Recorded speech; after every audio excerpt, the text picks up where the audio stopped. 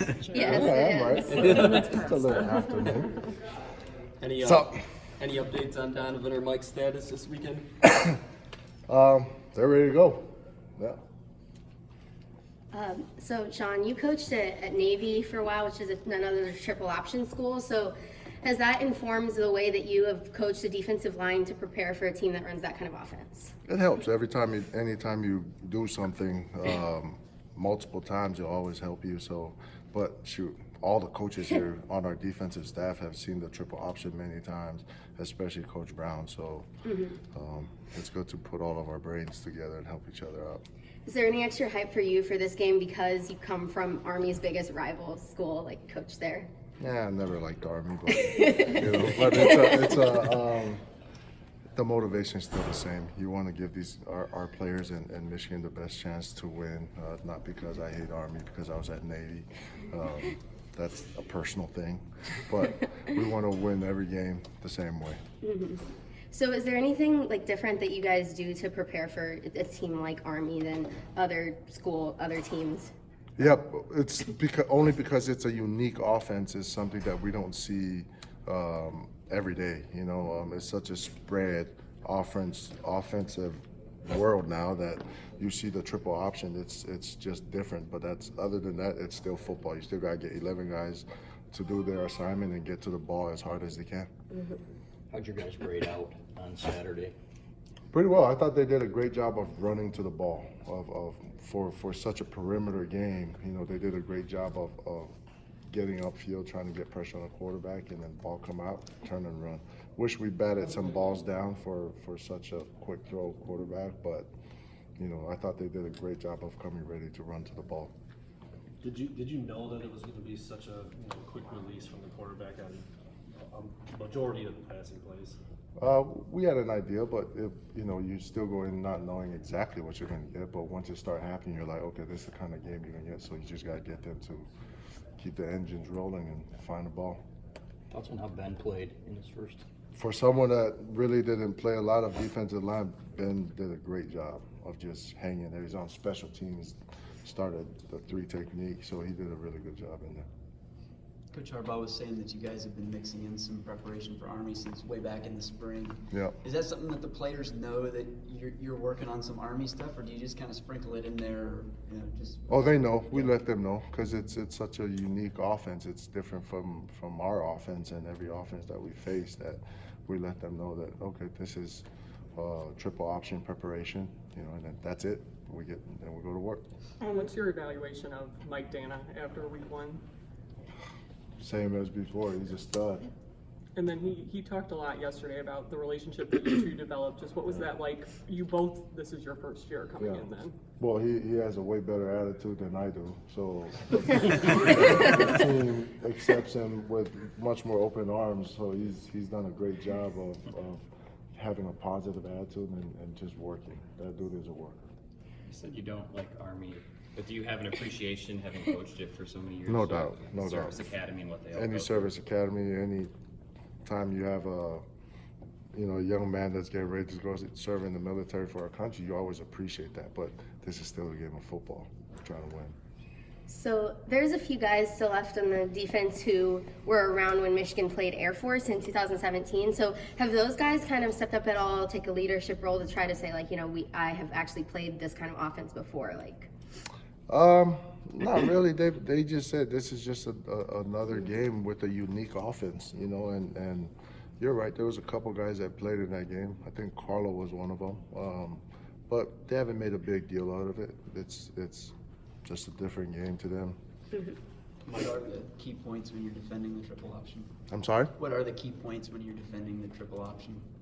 Don't let them run the ball. I like to run the ball, yeah. Do you almost have to prepare guys to defend 4 downs because if it's No doubt. They went for it on 4th and 1 on their own 25-yard line against Rice. So no doubt. We all know this offense, they want 3 yards. 3 yards is a win to them. First down is a huge win to them. So there's no secret in it. They know it. We know it. We just got to get them off the field as fast as we can, get the ball to our offense. And is there any a difference in preparation when you're playing a team like Army that plays so slow as opposed to most spread offenses that try to go a lot quicker these days? Sorry, say that again. Is it any different to prepare for a team like Army that plays really slow and tries to eat up time on their drives rather than like spread teams that try to speed it up? No, it just you still want to win the down and distance situation. So slow or fast, that's still the mission that we have is get them into third and longs and get them to in fourth and long situation so we could get off the field. Mike Dana mentioned yesterday he expects to see more of the 4 defensive end looks in the NASCAR package. How often do you think you guys can turn to that? Whenever Coach Brown calls it, we're ready to go. Is that something that's increased in frequency in terms of how often you're practicing it and how often you're trying to implement it, or is it been steady? It's how often it's situations, you know. Obviously, they're out there, they're fast, so probably third and long situations. But again, you never know. Coach Brown likes to call it whenever. We just gotta be ready. When was that something that you knew you wanted to run? The NASCAR packages.